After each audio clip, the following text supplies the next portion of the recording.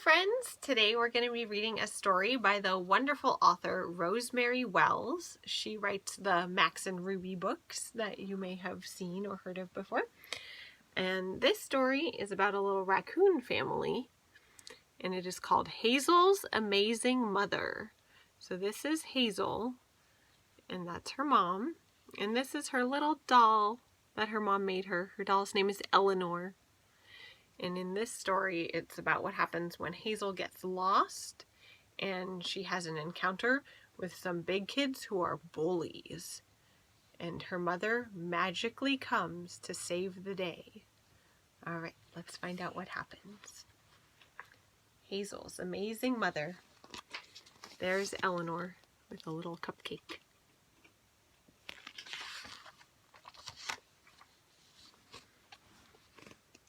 Hazel's mother gave Hazel a nickel and a kiss and said, "Buy something nice for our picnic." "I will," said Hazel, and she wheeled Eleanor's carriage down the street.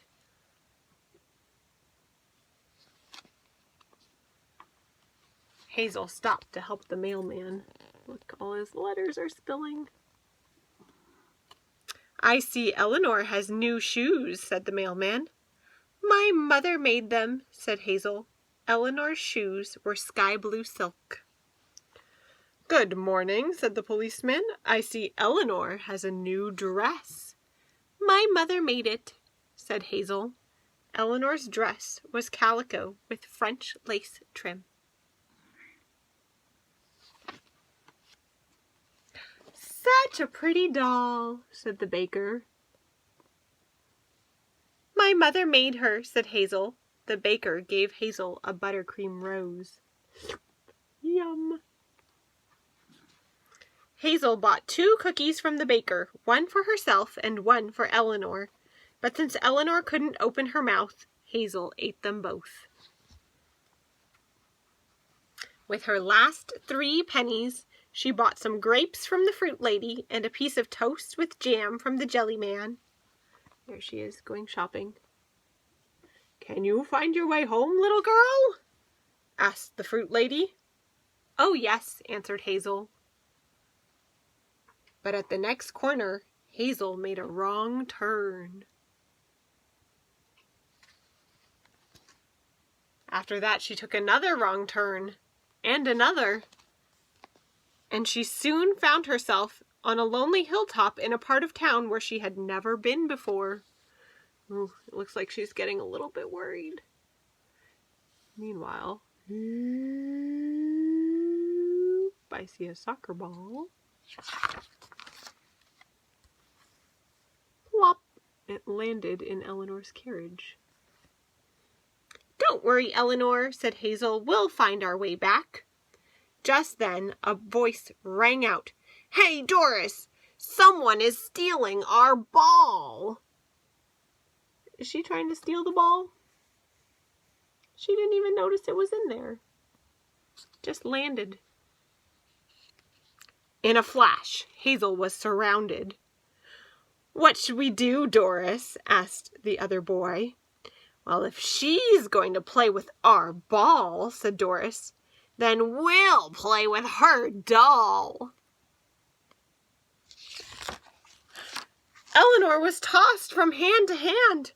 Off came her blue silk shoes. "Stop!" cried Hazel. Higher and farther they threw her. Off came her calico dress. Out came her stuffing. "No!" pleaded Hazel, but she was powerless to stop them.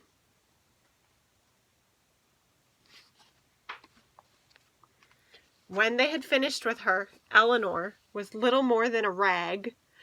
"Eleanor, my Eleanor!" said Hazel. "Let's ride the carriage down the hill," said Doris. She doesn't fit in there. That is no good. Hazel's hurrying to pick up her doll. Hazel rocked poor, ruined Eleanor in her arms. She heard the carriage splash into the pond at the bottom of the hill. "Oh, Mother," she cried. "Mother, I need you." At just that moment, on the other side of town, Hazel's mother was picking tomatoes for their picnic. Something told her that Hazel needed her. A drop of rain fell. Then it began to pour, and a great wind sprang up. There's her mother in the garden. It blew the picnic blanket over the garden wall. Hazel's mother caught hold of it. But the wind was so strong that it swept the blanket, Hazel's mother, the picnic basket, and a dozen tomatoes over the treetops as if they were no heavier than blowing leaves. Whoosh! The blanket, filled with air, ballooned out and sailed over the town. At last, it lodged in the very tree where Hazel was sheltered from the rain. Doris and the boys were about to run home when Hazel's mother's voice boomed out from overhead. "Wait just a minute!" A tomato hit Doris smack between the eyes. Bonk. "Don't make a move without fixing Eleanor," Hazel's mother roared. "Who are you?" Doris squeaked. "It's my mother," said Hazel.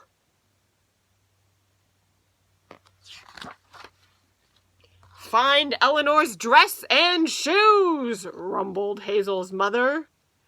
"Restuff her and sew her up, good as new." Hazel's mother tossed her pocket sewing kit down to Doris. It was followed by 3 more tomatoes. Splat, splat, splat. The boys quivered like jello. "It was all Doris's fault," they yelled. Hazel's mother laughed thunderously. "Fish that carriage out of the pond and clean it up," she told them.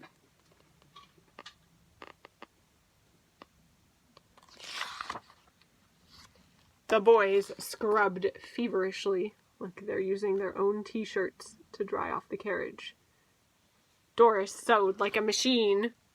Above them, the sun came out and the clouds slipped away.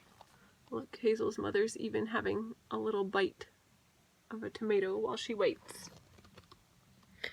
Eleanor's carriage worked without a squeak. Eleanor was perfect except for her eyes, which Doris could not find in the grass. The moment Doris and the boys left, Hazel's mother dropped to the ground. Can you see the eyes in the grass? They're right there. I haven't found them yet. Hazel's mother found the eyes and sewed them back on, while Hazel ate a sandwich. "Oh, Mother," said Hazel, "how did you do it?" "It must have been the power of love," said Hazel's mother.